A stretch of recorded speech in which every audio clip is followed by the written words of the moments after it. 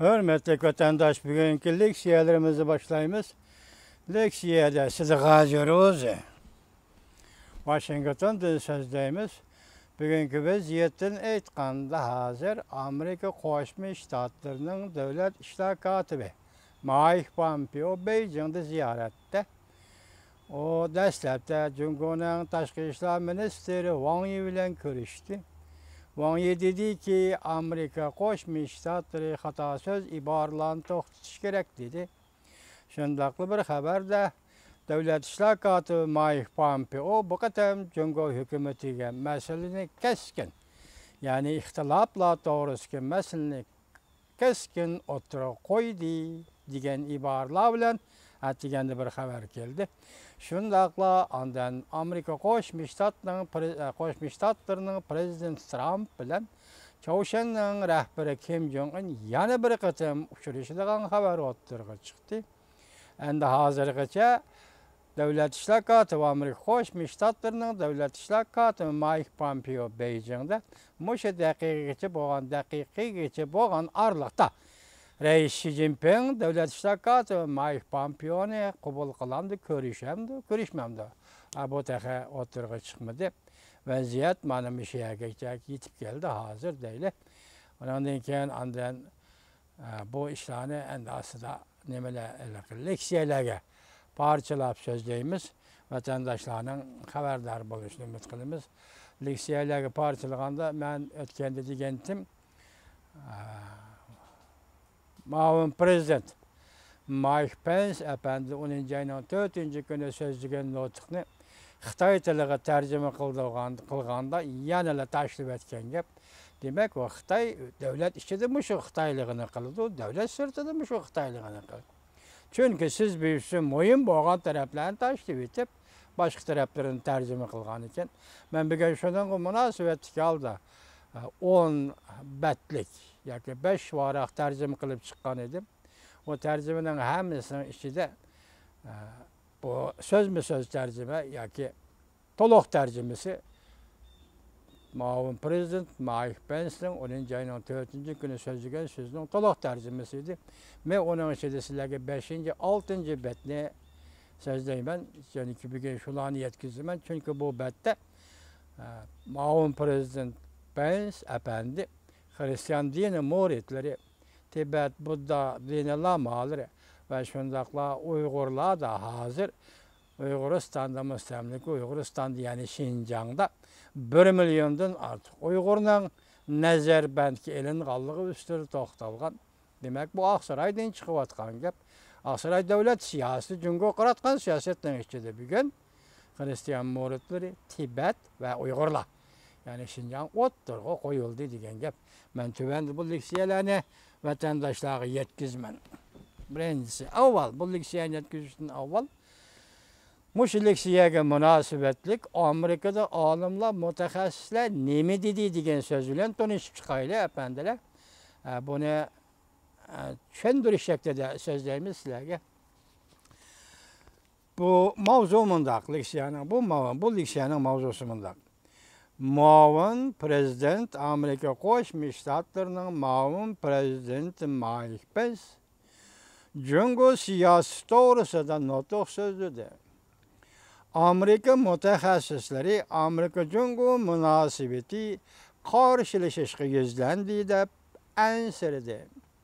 Mavzuli xabar 10-ayning 6-kuni Amerika ovozining Xitoy tili programmasida e'lon qilindi. Xabar mundaq boshlandi. Washington.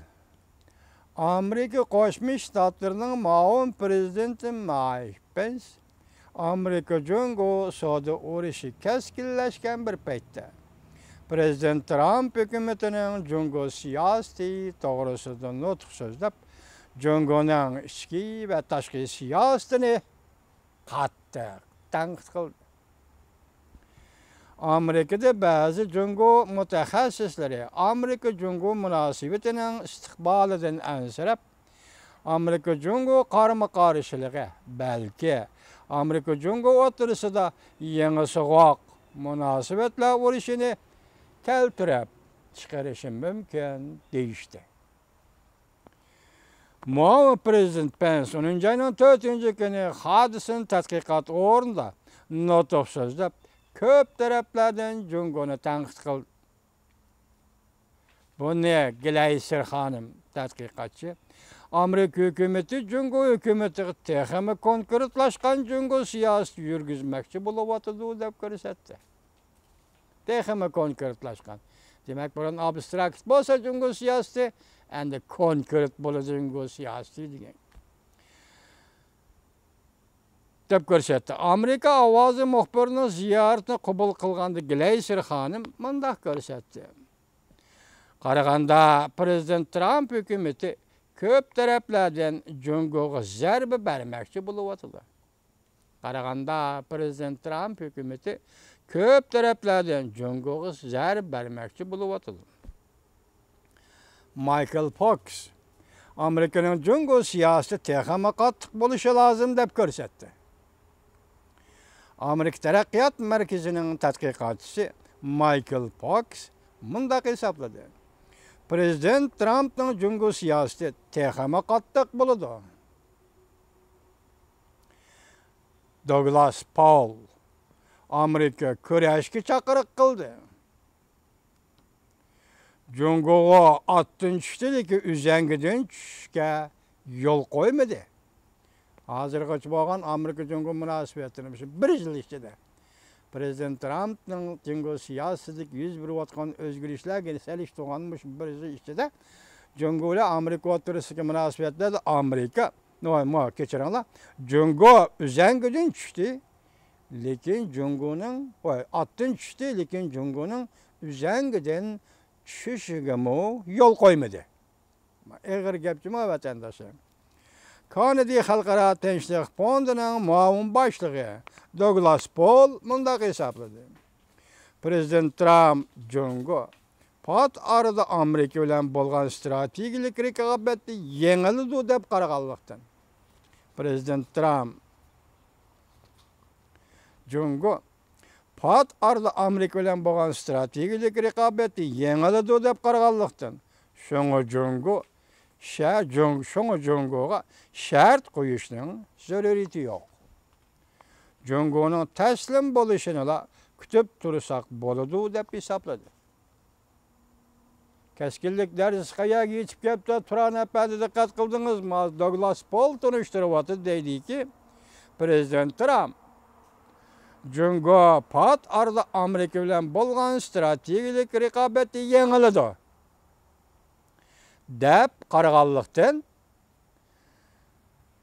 şoňa Cungo'ga şart qo'yishning zaruriyati yo'q. Şoňa Cungo'ga şart qo'yishning zaruriyati yo'q. Cungo'ning taslim bo'lishini kutib tursak bo'ladi deb hisobladi. Prezident Trump shunday hisobladi, davatida tadqiqot, Kanada tadqiqot o'rnining mas'uli Douglas Paul. Bu Amerikada dangdar pishqan siyosiyon Douglas Paul. Douglas Paul mundaq ko'rsatdi. Bu bir kurash qilishning chaqirig'idir. Bu bir kurash qilishning chaqirig'idir. Lekin o'rtaq natijaga erishadigan ilgilash yo'li tazi ko'rsatilmagan. O'rtaq natijaga erishadigan ilgilash yo'li tazi aniq ko'rsatilmagan. Baholavati Douglas Paul. Asosiyaten Amerika bilan Cungo hayot-mamotlik talash tartish qilib, Amerika bu kurashda cho'qim g'alaba qiladi deb qaraldi. Asosiyaten aytganda Amerika bilan Cungo hayot-mamotlik talash tartish qilib, Amerika bu kurashda cho'qim g'alaba qiladi deb qaraldi. Şoňlaşqa savdo jihatda, aqliy mulk huquqi jihatda yoki rayon doirasida yoki xalqaro bexatarlik sohalarida Cungo'ga uzangidan tushishga fursat berishning zaruriyati yo'q deb qaraldi. Douglas Paul nim davotida bu yerda. Ami keldi, taslim bo'ladi. Onun qayt şart qo'yishning o'rni qolmadi. Cungo taslim bo'ladi. Yani bu degeni şartlar allaqachon qo'yilib bo'ldi. Deydigan gaplar deyilib bo'ldi. Endi yana onunla sen teslim bulursan, teslim buluştan şartı avu deydiğen işler kalmadı. Fakat teslim buluş. Depop metnimi deydi hazır, sol cihette. Akli mülik yok o cihette. Ya ki rayın dairesizlik işler cihette. Ya ki halkara bir hatarlık sahalarda cunguğa üzengüdün çüşke fırsat bir işten zaruriyeti yok. Ben attın çüşümen üzengü tohtap kalamen. Çünkü talep koyumen Amerika sana yok. Attın mı çüşsen, üzengüdün mü çüşsen sana bizden şart koyduğun vaktimiz yok. Ya ki biz sana şart koymayımız. Didi dep Douglas Paul düşündürüyordun. Douglas Paul mındak görsetti. Ben ahırdaki abzas takımda katkılınlar vatandaş. Ben bu sözlerini tekrarlasam bazı vatandaşlarım kabul kılanmaydı iken, ben tekrarlavatkanım siyaset karakterlik. Uygurların hayatı münasebetlik, Tibetlerin hayatı münasebet, siyaset karakterlik sözler tekrarlaş, ben size düşünmediği depemez. Tekrarlaş ki tigişlik boğallık için tekrarladı. Douglas Paul mındak görsetti. Bu siyaset iki noktanı orullap ketelmegen, özü baha berivadılar. Birincisi, Cunguğa besim işletken de yol koyuşunun sebeplerini körüştüşke fırsat vermegen. Yani Cunguğa besim işletti, Amerika Hoşmuş Ştatları. Endi Cungu, men müresekilimen. Ya ki şunun için silagi yol koyumen, madara kılımen. Bunun sebepleri mındak deydiğen sebep ne? Körüştüşke o yol koyulmagan. İkinci, Cungu'nun yol koyuşuğa yani önümlük besim yaratalmagan. Demek ki bu besim yeterlik emezdir. Demek önüm berdiğen besim yani yeterlik besim işiliş gerek. Davatıdır Douglas Paul. Fakat Turan efendim, Douglas Paul mındak hesapladı. Amerika'nın bu işe Cungu hükümetinin yol koyuşuğa ve müressege kelişige kıyınçılık payda kıldı.